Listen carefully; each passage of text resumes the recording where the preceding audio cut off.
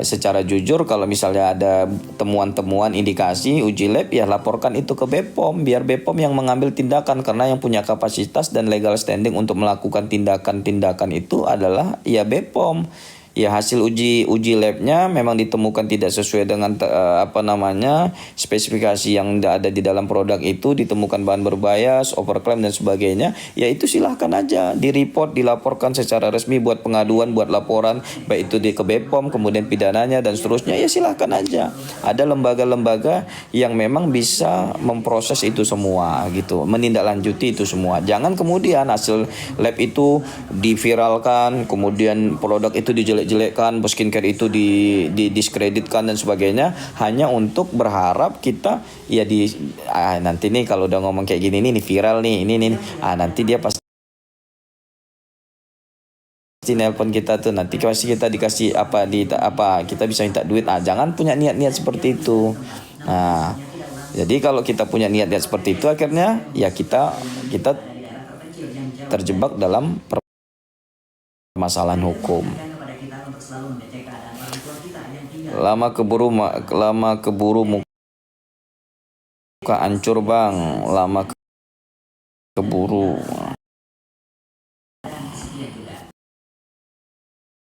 BPOM agak lain, BPOM kekurangan anggaran, bukan kekurangan anggaran menurut saya, kurang niat aja.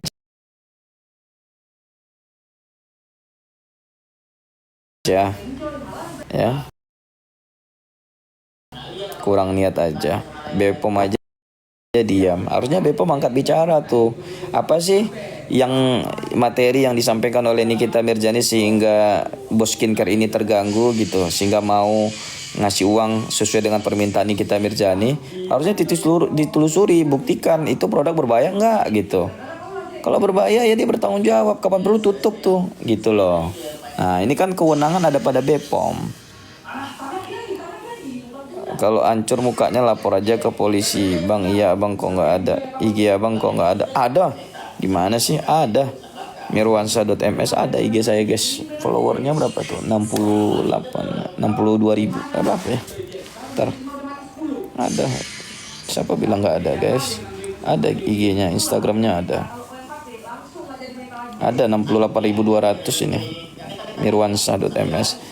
Tapi nyatanya masalah ini kunci BPOM. Nah, BPOM ya ambil tindakan serius saja, kumpulin niat, benar-benar lindungi masyarakat kita. Nah. Udah mau jam 6.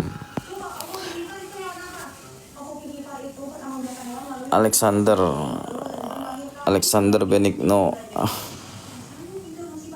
Padahal kami pengikut abang, kan nggak mungkin kita blokir bro emang siapa, nggak mungkin kita kan nggak mungkin saya blokir bro, gimana sih, emang kita punya persoalan apa bro, kita kenal aja nggak kan.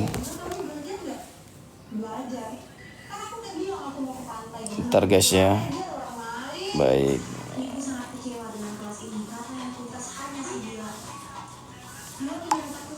Bang, bilo kita buka bersama Pak Dauncu. Boleh ya, nanti berkabar ya. Ya, gitu teman-teman ya. Jadi ya alhamdulillah nih teman-teman, biasanya kalau udah bahas masalah Nikita Mirzani itu wah jarinya kencong banget tuh, apalagi kalau misalnya kita ngomong nggak sesuai dengan kehendak mereka ya, biasanya itu itu macam-macam. Tetapi alhamdulillah bulan Ramadan ini netizen lebih cerdas, lebih arif, lebih sabar, mudah-mudahan ini istiqomah ya, karena memang tangan kita ini harus kita jaga, pikiran kita jaga, mulut kita jaga, jangan sampai merugikan dan menyakiti hati orang lain. Bang, kalau mau ambil sumpah pengacara berapa lama sekolahnya lagi bang? Pengacara itu prosedurnya mudah banget, nggak seperti penegak hukum yang lain. Jadi pengacara itu hanya cukup dengan mengikut setelah lulus kuliah hukum, mau dia sarjana hukum syariah, sarjana hukum Islam dan sebagainya. intinya kalau sekolah hukum itu mudah, tinggal mengikuti PKPA, pendidikan khusus profesi advokat yang diadakan oleh organisasi advokat. Nah, organisasi advokatnya apa Bang? Banyak banget, silahkan di list aja, banyak, mau jenis apa aja organisasinya ada. Tinggal teman-teman ambil pilih yang mana yang mau organisasi advokat yang suka, lalu ikuti program pendidikannya kurang lebih 1,5 bulan. Setelah itu mau ikuti ujian profesi advokatnya, dinyatakan lulus. Ya, setelah itu magang 2 tahun, ya bisa bersamaan, setelah lulus itu magang bisa bersamaan dengan semuanya itu. Nah, kalau misalnya sudah cukup umur 25 tahun ya dan memenuhi syarat untuk disumpah, itu bisa diangkat ya, bisa dilantik menjadi advokat. Gampang banget jadi pengacara sekarang. Ini kita dibilang memeras dan tidak punya kewenangan mereview, padahal ada peran partisipasi publik. Nah, sebenarnya kalau saya bukan melihat ke sana, cuman saya melihatnya bahwa Nikita Mirzani memanfaatkan hasil uji lab, memanfaatkan viralitas itu yang kemudian untuk meminta sejumlah uang ya, kalau enggak dia akan terus speak up dan akhirnya ditutuplah mulutnya dengan uang itu. Nah, di situ sebenarnya unsur pemerasannya, teman-teman. Jadi kita harus melihatnya secara utuh ya, karena rekaman itu pun tersebar luas dan kita bisa dengar bagaimana Mael kemudian meminta uang itu dan seterusnya. Jadi kalau Nikita Mirzani merasa bahwa itu adalah kriminalisasi, itu bukan pemerasan, bahwa dia yang ditelepon dan seterusnya, dia yang minta untuk ini segala macam, maka saran saya ajukan pra peradilan. Abang asal mana? Asal Indonesia, pastinya di Terima kasih bimbingannya 805 MPJ atas perkara aku apa tuh? Oh, yang tadi. Teman-teman ini pada buka jam berapa ini? Kalau Jakarta udah pada buka kali ya. Kita bukan baru jam berapa? Jam 16:32. Izin follow Bang, siap 805 MPJ, thank you. Terlepas masalah hal uang yang kita fokus, masalah review fokuskan. Ya, masalah review menurut saya nggak ada masalah menurut saya.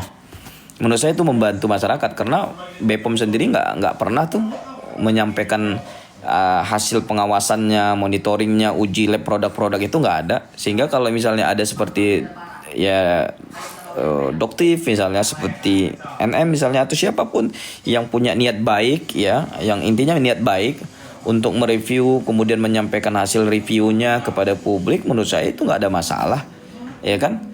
Yang penting dapat dipertanggungjawabkan hasil labnya, betul-betul itu sesuai dengan prosedur ya hasil uji labnya, bukan hanya ingin menyerang produk-produk orang lain, karena bisnis ini ya kita tahu ya ini bisa menjadi positif dan bisa menjadi negatif ya, apalagi di bisnis skincare sekarang, PUTS ya istilahnya, itu persaingan usaha tidak sehat.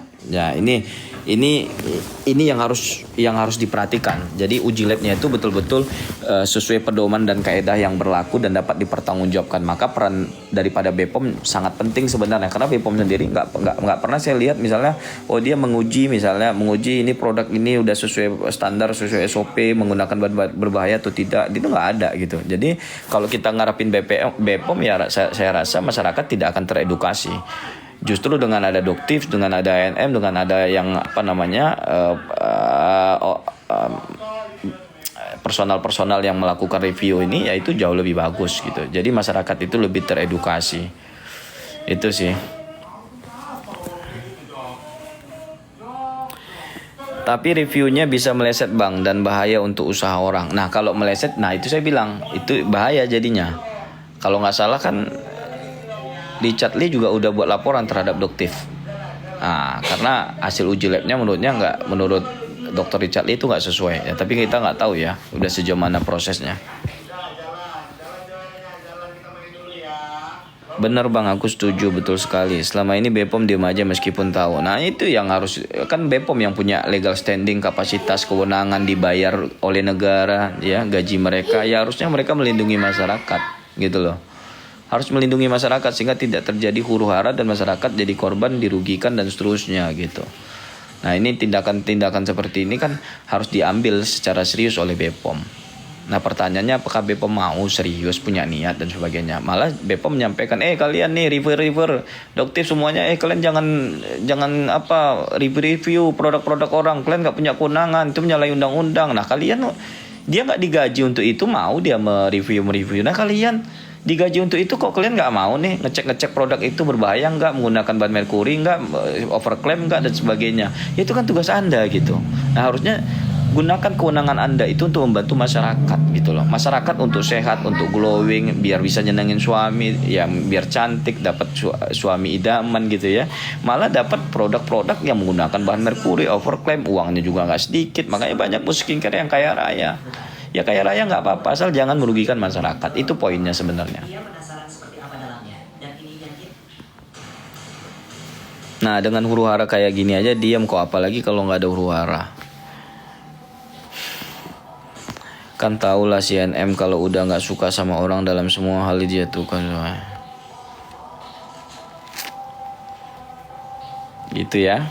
Jadi saya malah mendukung ya muncul doktif yang lain ya, doktif yang lain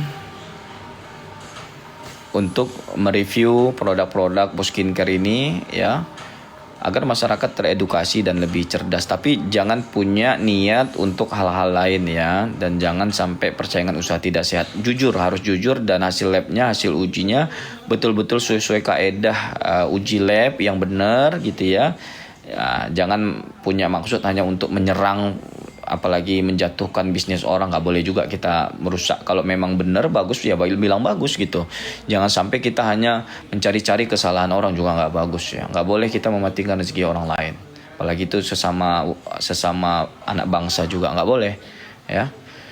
Mau dia flexing mau apa aja nggak apa-apa, terserah dia aja, yang penting jangan rugikan masyarakat. Nggak ada masalah, orang punya gaya hidupnya dan cara bahagianya masing-masing. Kita nggak boleh campur, itu urusan orang masing-masing. Mau dia punya dunia ini pun tidak ada masalah sama kita. Yang paling penting adalah jangan merugikan masyarakat. Bisnis yang baik-baik dan bisnis yang halal-halal. Apa yang kalian buat, janjikan di situ, ya itulah yang kalian harus realisasikan. Kalau niatnya untuk meras ya akhirnya diproses kan sama Polda Metro Jaya gitu loh. Hati-hati ya. Ini bulan puasa. Nggak jadi lebaran sama Loli kan, kasihan kita. Kita doakanlah semoga NM ya banyak belajar lah dari sini gitu ya. Kalau digunakan untuk hal positif kan lebih bagus. Dia punya produk ya jual produknya aja gitu. Nggak perlu lagi ambil duit dari cara-cara seperti itu. Kecuali dikasih secara sukarela gitu ya. Karena dia sering review jujur, lalu kemudian ini bos-bos skincare ini merasa berterima kasih karena itu hasil uji labnya benar, kritikannya itu konstruktif gitu ya. Udahlah, dikasih hadiah misalnya pas ulang tahun, atau misalnya dikasih gift gitu ya. Nggak apa-apa, itu halal itu. Kalau itu dibilang pemerasan, wah itu prosesnya kacau itu. Tapi kalau karena kita review jelek itu terus kita bisa diatur-atur sama bos skincare untuk ngomong yang nggak benar misalnya, atau untuk jangan ngomong tentang produk itu lagi, terus kalau mau yang ngomong yang bagus-bagus, terus itu akhirnya masyarakat lagi yang dirugikan itu. Nah makanya kita perlu nih orang-orang yang jujur, yang memang konsen dan ahli di bidang itu untuk membantu masyarakat, terutamanya BPOM sebenarnya, karena yang punya kewenangan, punya legal standing, digaji oleh negara, ya punya anggarannya ya BPOM gitu loh. Karena kalau yang lain memang rentan konflik of interest, itu menurut saya. Menurutku NM dijebak. Sri Mulyani, sehat selalu Bang pengacara. Oke teman-teman semuanya, karena ini sudah mendekati setengah jam lagi dan saya nggak sanggup ngomong lagi, kebanyakan ngomong juga nggak bagus. Yang bertentang tentang penjabaran berita itu silahkan NM laporkan. Siapa yang merekam dan bagaimana ya silahkan aja.